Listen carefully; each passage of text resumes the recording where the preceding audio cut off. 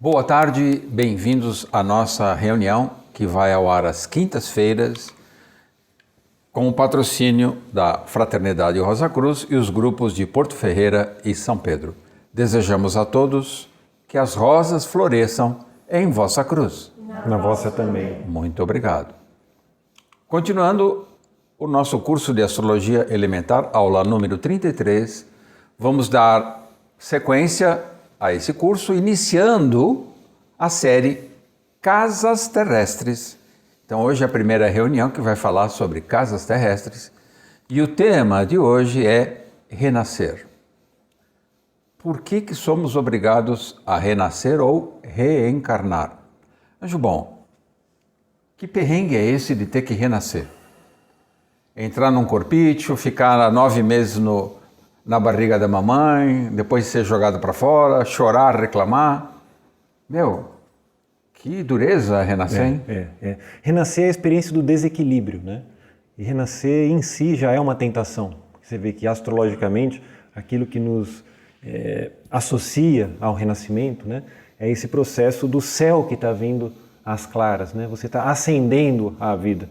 Então a primeira grande tentação é essa, é se perceber enquanto um ser que comunga a humanidade, se encontrar numa posição de ascensão. É a primeira grande tentação. Essa ascensão, essa vinda é a primeira tentação. E até que a gente lide com ela, para que a gente se equilibre, parece que o renascimento é algo inevitável. Perfeito. Então, nós vamos trabalhar a razão fundamental que nos leva até um renascimento compulsório, ou seja, ele vai além da nossa vontade. Renascer é um dever humano para seguir o progresso espiritual, dar prosseguimento à nossa evolução. E para que esse renascimento ocorra, ele exige um terreno, um palco, um cenário. Esse cenário, ele é canalizado desde as 12 hierarquias zodiacais, que nós chamamos de signos, até ele se cristalizar em casas terrestres, que é o tema da nossa reunião. Os signos são as casas celestes, é onde tudo começa. As casas terrestres são também 12 setores. São 12 setores fundamentais da experiência encarnatória enquanto humanos.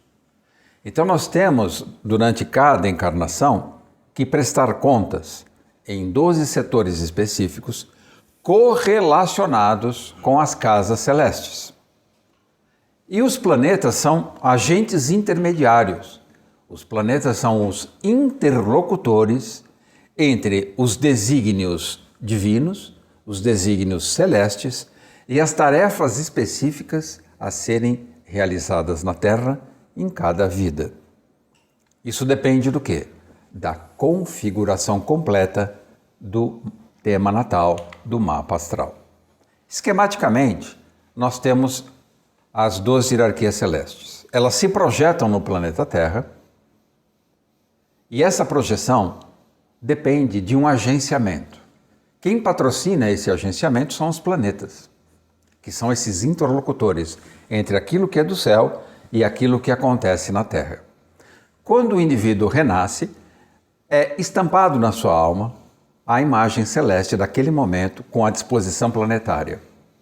Essa disposição planetária inicial é o que nós chamamos de destino, o destino específico para aquele renascimento. Entretanto, isso não é um fenômeno estático, porque os planetas continuam girando.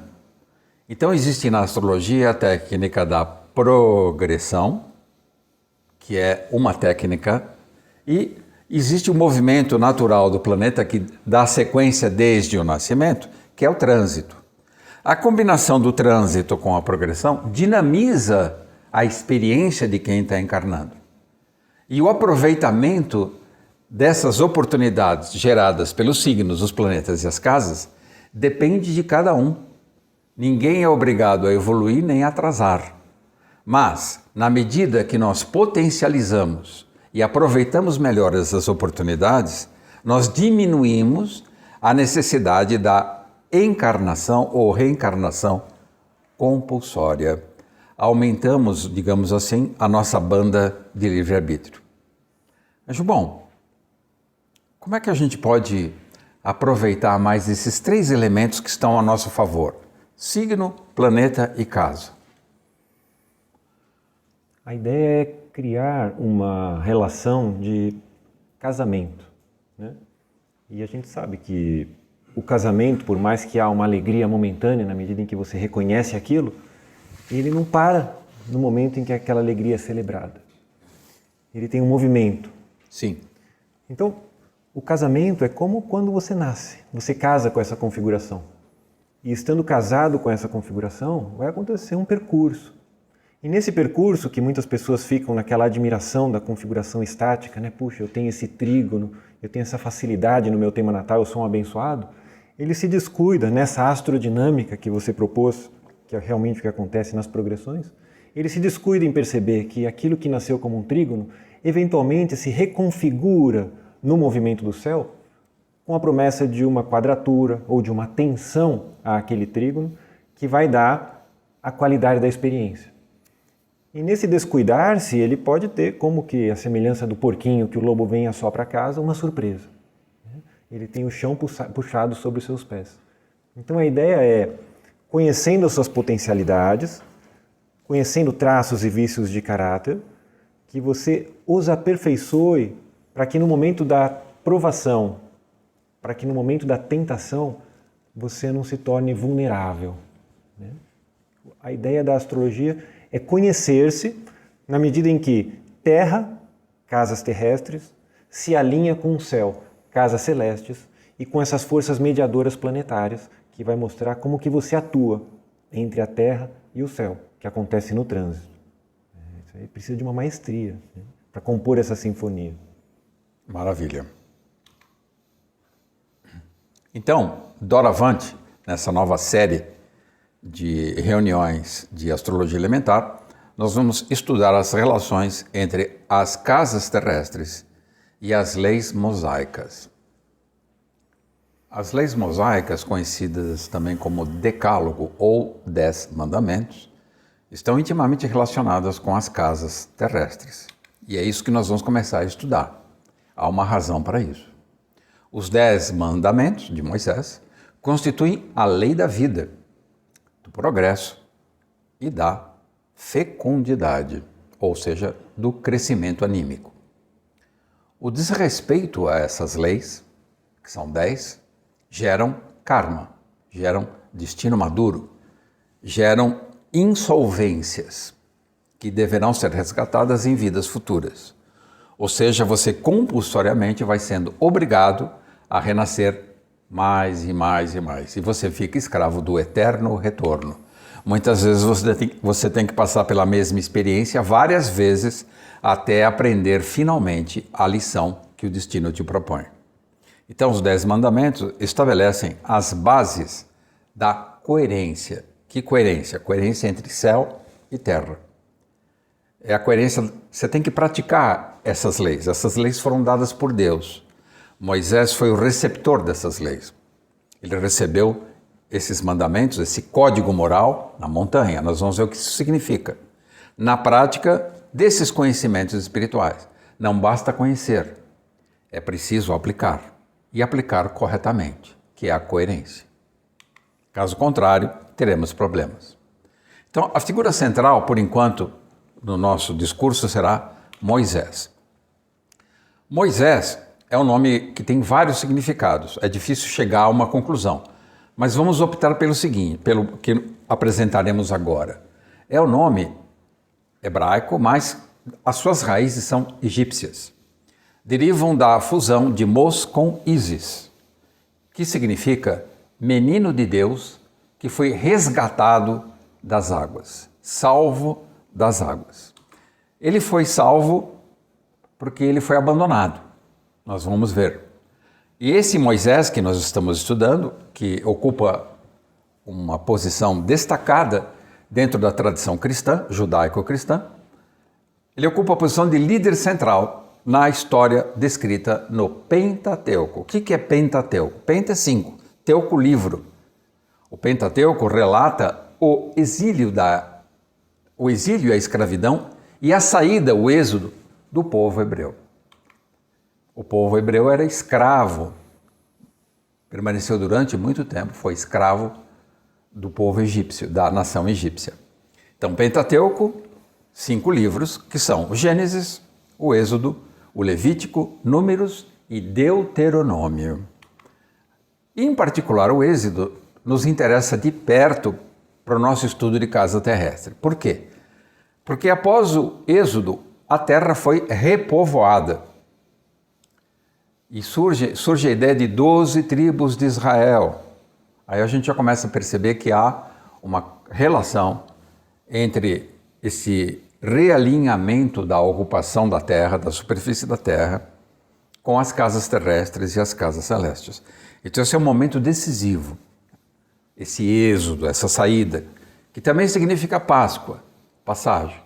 Do ponto de vista da filosofia Rosa Cruz, é a transição da época Atlântica para a época Ária. A época Ária é a época que nós estamos vivendo agora. A época Atlântida é a época onde a atmosfera da Terra é extremamente úmida, era praticamente água. Após o dilúvio, essa umidade desceu, ocupou os baixios da Terra e a atmosfera se tornou mais rarefeita, aérea. Então nasce Moisés. Quando Moisés nasce, o faraó ordena a eliminação de todas as crianças de origem hebraica.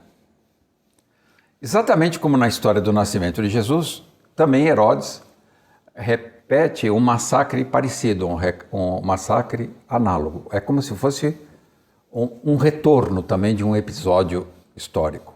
Os episódios históricos coletivos também têm o seu eterno retorno. A vida ceifada, de forma trágica, em idade precoce, representa o estado miserável e infecundo, estéril da alma humana naquela época. Matar as crianças significa não permitir que os brotos da alma possam nascer, porque a alma está desertificada. Então, matar criança e morar no deserto são ideias análogas. Esse grau crítico de degradação da evolução humana exige, sempre em regime de urgência, a encarnação de um líder espiritual. Moisés, Salomão, Jesus. Então, esses seres avatares, seres iluminados, encarnam quando a humanidade está passando por um momento de elevada cristalização e precisa de um Salvador.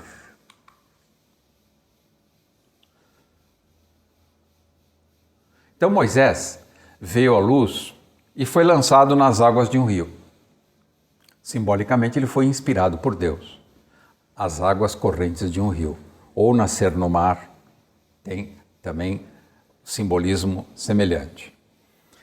Em um humilde cesto de junco. Então ele veio boiando num cesto de junco.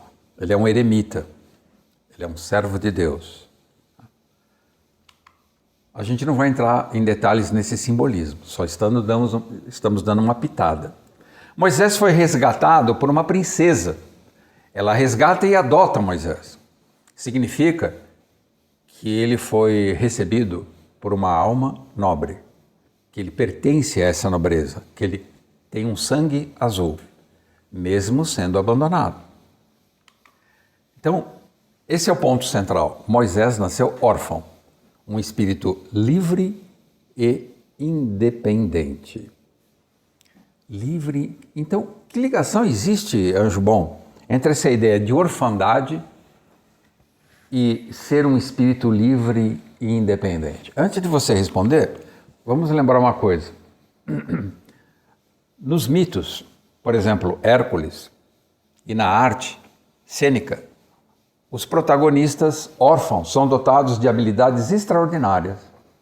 Existem muitos exemplos.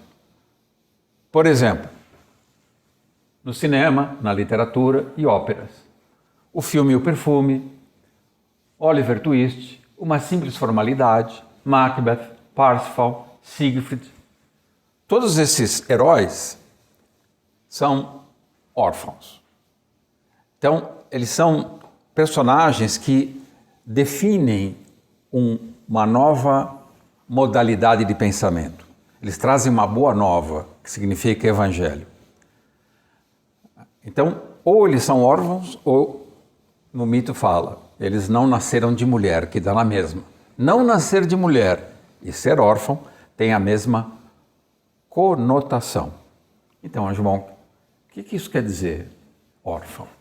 E dotado de grande elevação espiritual. Qual é a ligação? A experiência da orfandade, por mais que a gente olhe para ela como algo desgraçado, ela é uma experiência de profundo poder libertador.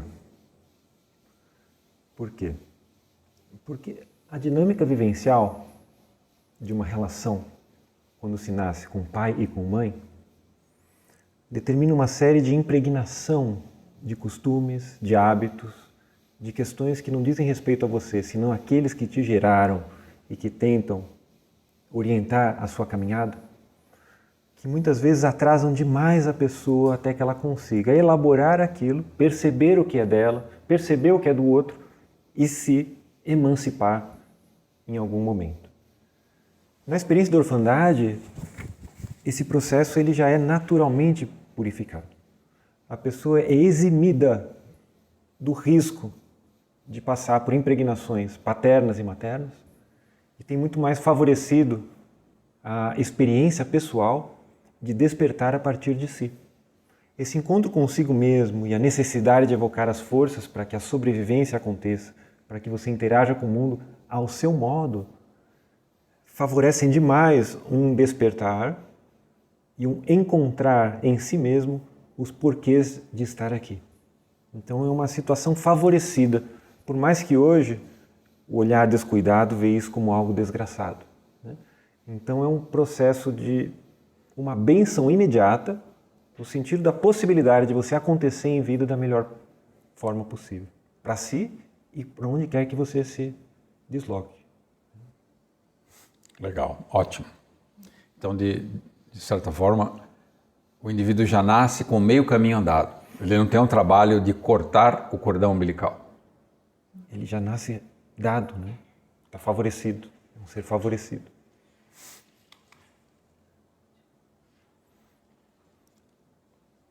O simbolismo da orfandade. Quem nasce da carne e do sangue, disse Cristo Jesus, não pode ingressar nos reinos celestes. Por quê?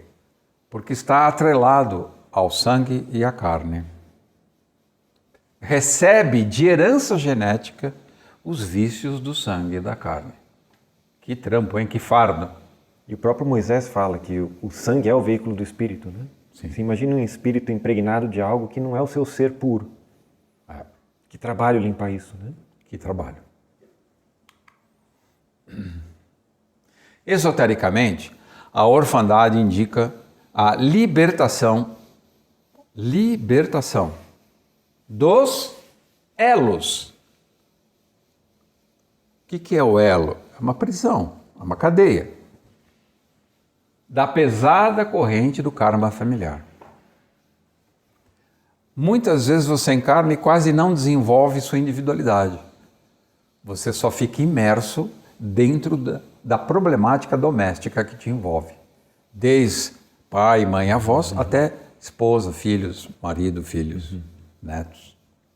Então você passa a vida toda resolvendo esses problemas micro e não migra para o macro problema que é a evolução espiritual. Essa é a questão. E não é maravilhoso que astrologicamente você percebe que o ser que nasce, aquilo que qualifica o ser que nasce, que vamos ainda ver, ele se encontra em um aspecto tenso com os seres que geram. Sim. Há uma quadratura natural entre os geradores e o ser que nasce. Sim. Astrologicamente dado, né? Sim, exatamente. Olá, doutora Cristiana Alonso. Tudo bem? Tudo bem. Então, dando seguimento à nossa reunião, eu queria te fazer uma pergunta. Você acredita que para amar de verdade, não amar do jeito que a gente imagina psicologicamente, mas amar no sentido espiritual, antes de mais nada, você precisa ser livre e independente? Você acredita nisso? E como é que você defenderia essa tese? A gente até tocou nesse assunto numa das últimas reuniões, quando foi falado do equilíbrio entre Marte e Vênus, que para poder fazer esse equilíbrio precisamos ir para Urano, e que é um amor totalmente diferente do amor venusiano que se pratica entre os humanos, porque o amor venusiano é o amor de posse, e o amor uraniano, que é a união entre Marte e Vênus num perfeito equilíbrio, é o amor que liberta. Então, sim, Urano é o planeta que liberta, e para você amar de verdade, você precisa ser livre. Só que só se liberta quem ama de verdade. É um paradoxo, a gente não sabe onde começa primeiro, mas algum passo inicial tem que ser dado nesse sentido. Legal. Almas avançadas, como nós estamos estudando, renascem órfãos ou de uma virgem. Nascer de uma virgem e essa pessoa continuar virgem é um mistério, que é o caso do cristianismo, o mistério da Santíssima Virgem. Eu ouvi dizer, algumas pessoas me contaram em segredo, que seu pai era órfão. Sim. Confere? Confere. E como é que seu pai lidou com essa orfandade? Isso o abalou ou ele, como reza a mitologia e as histórias, ele se tornou uma pessoa autossuficiente e construiu sua própria vida? Então, ele era órfão realmente, mas ele teve, não sei se for sorte ou talvez até um azar, de ter sido adotado logo recém-nascido por um casal e foi filho único. Então ele não se libertou como os heróis do mito, dessa questão consanguínea, familiar, esses padrões, esses condicionamentos. Entretanto, ele, enquanto filho único e órfão, entre aspas, ele foi saber que era órfão muitos anos, já era adulto já, ele tinha uma rebeldia natural, tipo, não parava em casa, né? E, enfim, e saiu de casa muito jovem, com 18 anos, saiu do interior, veio para São Paulo e foi galgando o espaço dele, conquistando a vida dele sozinho.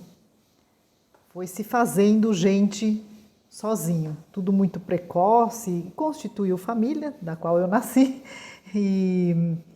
mas sempre se virou sozinho, por si próprio, recebendo ajuda única e exclusivamente dos céus, das circunstâncias que apareciam no destino dele, né? O destino parece que mandava pessoas que iam ajudando nesse trajeto, nessa trajetória dele.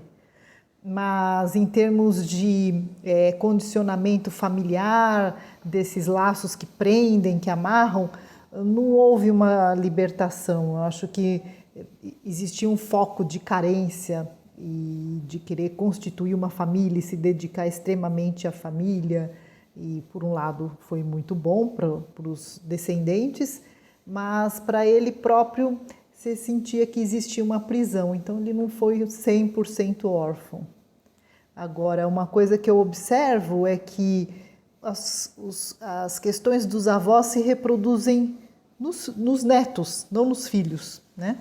E o Anjo Bom acabou de falar aqui das quadraturas naturais que acontece às vezes entre um filho e os pais, e o meu filho tem uma grande quadratura no mapa dele, entre signos fixos, e o meu ascendente e o ascendente do pai fazem quadratura com o ascendente dele. Então existe uma questão aí que foi passada de geração para geração aí. Então existe uma genética estelar que vai incidindo, mas que você vê isso principalmente passando do avô para o neto.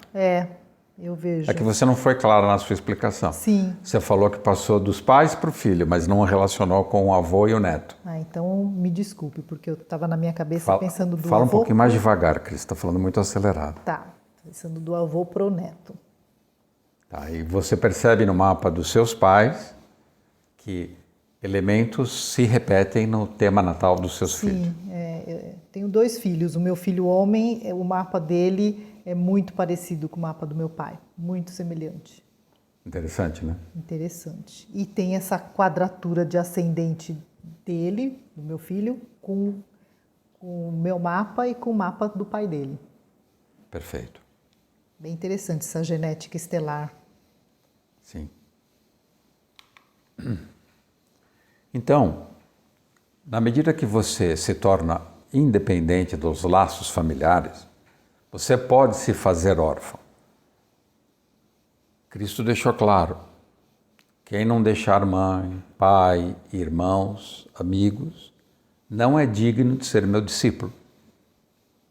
Então, para dar esse salto de se libertar daquilo que é consanguíneo, ou seja, se libertar do sangue e da carne, dessa genética humana, e se direcionar para uma genética de fato cósmica, você deve entender, deve cultivar na sua alma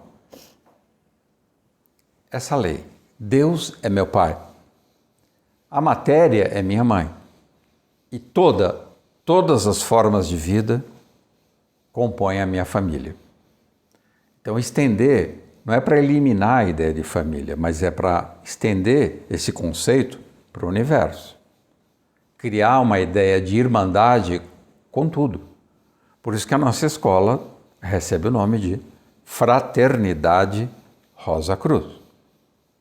Nós devemos entender que não é só a fraternidade entre os homens, entre os seres humanos, entre mulheres, crianças, mas a fraternidade com a natureza, com as estrelas, com os seres invisíveis, com os seres infra-humanos. Todos compõem uma grande ecologia, da qual nós devemos trabalhar a favor. Nós devemos favorecer a evolução de todas as criaturas, não só a nossa evolução e nem só da nossa família. Você quer acrescentar mais alguma coisa em relação a isso, doutora Cristiana? Isso é uma coisa bem interessante que você falou agora, porque a questão não é eliminar a família. Às vezes, como é colocado às vezes nas aulas, parece que a gente tem às vezes um preconceito, que tem que romper os laços, né? Mas não é isso, mas é enxergar que a valorização, a identificação extrema apenas com a própria família de origem cria uma visão obtusa, na qual você perde a oportunidade de expandir esse conceito de família.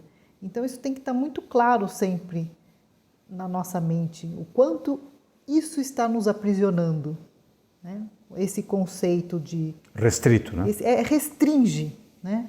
E a Fraternidade Rosa Cruz, ela foi criada para emancipar os estudantes no mais alto grau. Max Rendel, ele visava a libertação do ser humano, assim como Cristo, e deixou um legado de uma outra maneira. Mas para quem está nesse caminho, deseja ser um estudante Rosa Cruz, é importante ter muito claro esses conceitos, facilita na hora do estudo. Obrigado, Cris. Eu que agradeço.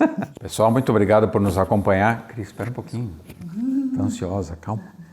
Obrigado por nos acompanhar. E desejamos que as rosas floresçam em vossa cruz. Na vossa também. Obrigado. Se você gostou do nosso vídeo, se inscreva no canal e ative o sininho. E compartilhe com os amigos. Que as rosas floresçam em vossa cruz. Na vossa também. Obrigado.